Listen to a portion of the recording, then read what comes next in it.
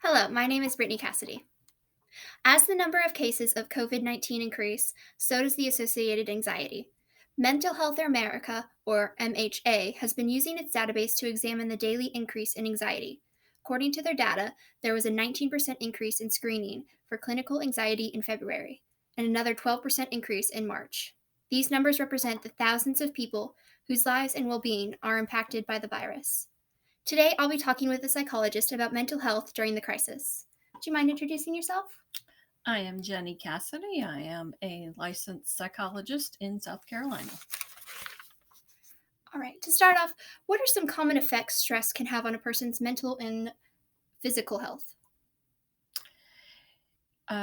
People's physical health is very much affected by stress. When people are feeling overly stressed, they tend to get sick more frequently.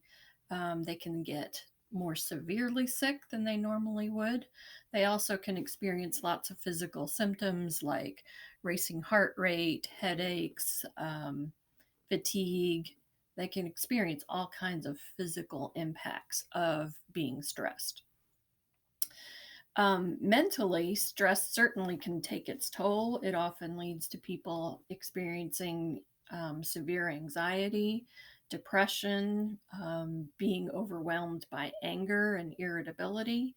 It can lead to mental disorders like generalized anxiety disorder, panic disorder, agoraphobia, social phobias, etc. So, stress can lead to all kinds of different mental disorders. What's the difference between typical effects of stress and when it gets to be too much and a person should seek help?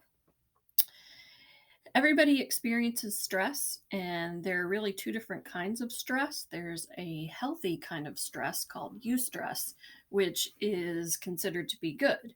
So, if you get anxious before you take an exam, for example, then that's a good kind of stress because that motivates you to study and prepare, and it actually helps you.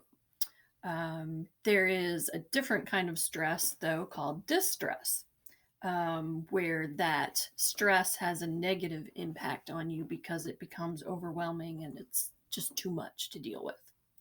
So, that distress can lead to mental disorders. It can um, cause people over time to lower their ability to cope with things.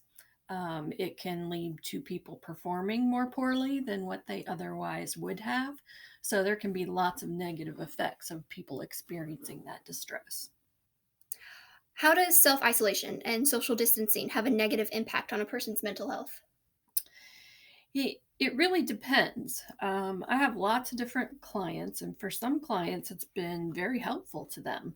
Um, they're isolated at home, they're working from home. For a lot of people, it's given them more time to do the things that they want to do. It's lowered their stress because they're not in the work environment where they normally have to deal with a lot of things. So, for some people, it's been helpful. For other people, it has been very unhelpful.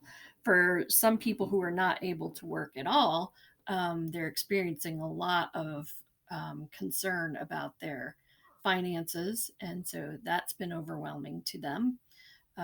For some people, they are people. They have to be around others. And when they are completely isolated and they can't have access to anybody but their family, then they're starting to go a little stir crazy, being trapped.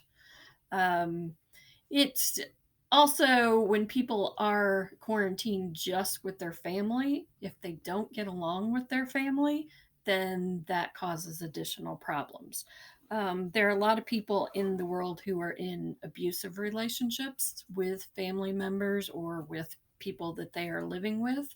And when you are trapped with those people all of the time, then it increases the amount of abuse that's happening, which causes further problems. So for some people, the quarantine has been helpful. For other people, it's caused them problems in various ways. And what are some ways that people can take care of their mental health during these uncertain days? It's important that people engage in self care, which often involves things like exercising, following a proper diet, making sure that they get adequate sleep without spending too much time sleeping. Um, they can engage in relaxation exercises and just do pleasurable things that will help them to feel comforted. Um, so that's one thing that they can do. All right, thank you so much for talking with me today. Being aware of your mental health and seeking help when needed is just as important as taking care of yourself physically during this pandemic. Coping with stress will make you, the people you care about, and your community stronger. Thank you. Hi, Amanda.